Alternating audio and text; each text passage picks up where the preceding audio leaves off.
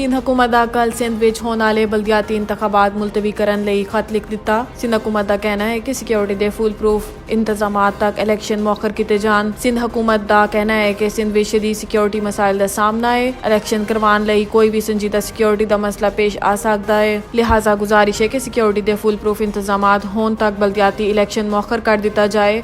जबकि दूजी तरफ इलेक्शन कमीशन ने बल्दियाती इंतखाबात मौखर करन दी सूबाई इस्तदा मनन तो इनकार कर दिता। इलेक्शन कमीशन का कहना है कि बल्दियाती इंतखाबात का दूजा मरहला कल 15 जनवरी नूं ही होएगा, जिस वास्ते इलेक्शन कमीशन सैकटरेट विच 3 दिन वास्ते कंट्रोल रूम बना दिता गया। इलेक्शन कमीशन के मुताबिक कंट्रोल रूम इस्लामाबाद तो सीनियर अफसरान इंतखाबी अमल की निगरानी करनगे। तर्जुमान इलेक्शन कमीशन के मुताबिक कंट्रोल रूम 3 दिन मुसलसल बिला तातुल इलेक्शन की निगरानी करेगा, जबकि दूजी तरफ बल्दियाती इंतखाबात वास्ते पोलिंग के सामान की तरसील का काम शुरू हो चुका है। इलेक्शन अमले नूं सामान डिप्टी कमिश्नर ऑफिस गुरबी तो फराहम किया जाएगा। खातून पाकिस्तान कॉलेज ते विफाकी उर्दू यूनिवर्सिटी डिस्ट्रीब्यूशन पॉइंट्स कायम कर दिए गए ते सामान भी पहुंचा दिता गया।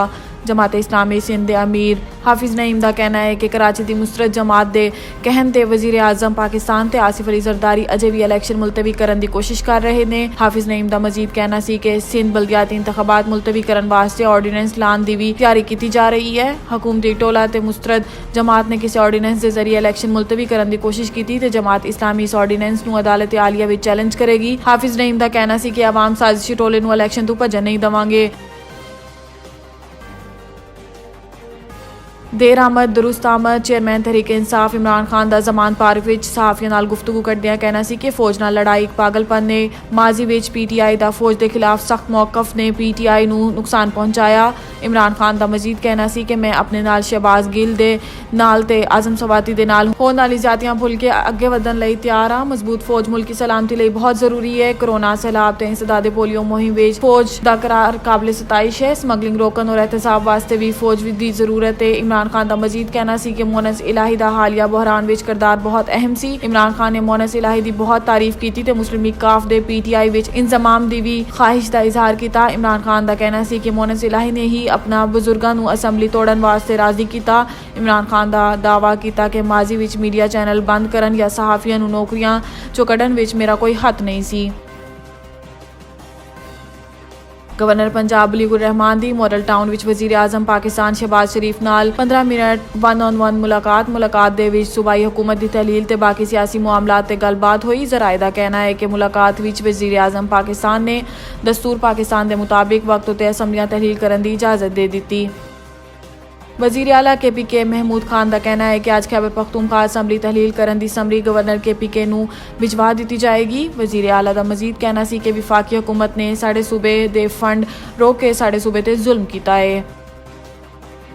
बावसूख जराए के मुताबिक सदर मुमलिकत आरिफ अलवी जल्द वजीर आजम शहबाज शरीफ नूं एतमाद दा वोट लैन दा कह सकते ने। चेयरमैन PTI इमरान खान ने एतमाद दा वोट लैन की मंजूरी दे दी। जराए के मुताबिक MQM वजीर आजम पाकिस्तान नूं एतमाद दा वोट नहीं देवेगी, जबकि मुस्लिम लीग नवाज दे भी चंद अरकान PTI दे टिकट दे लालच विच असम्बली विचों गैर हाजिर रहनगे। अगर PTI MQM नूं मनान विच कामयाब हो गई तो शहबाज शरीफ एतमाद दा वोट नहीं लै सकणगे। PTI दोबारा असम्बली विच आके अपना वजीर आजम ला के नैशनल असम्बली तोड़ देवेगी। दूजी तरफ जराए का कहना है कि एतमाद दे वोट दे जराए PTI दे अरकान दा नैशनल असम्बली विच आउण दी राह हमवार की जा रही है। बावसूख जराए के मुताबिक मुस्लिम लीग नवाज दी सीनियर क़यादत ने मियां नवाज शरीफ ते मरियम नवाज नूं जल्द वतन वापस आने का मशवरा दिता। मियां नवाज शरीफ ने फौरन वतन वापस आने नूं इनकार कर दिता, जबकि डॉक्टर की हतमी रिपोर्ट तो बाद रवां माह मरियम नवाज नूं वतन वापस भेजन की रजामंदी दे दी।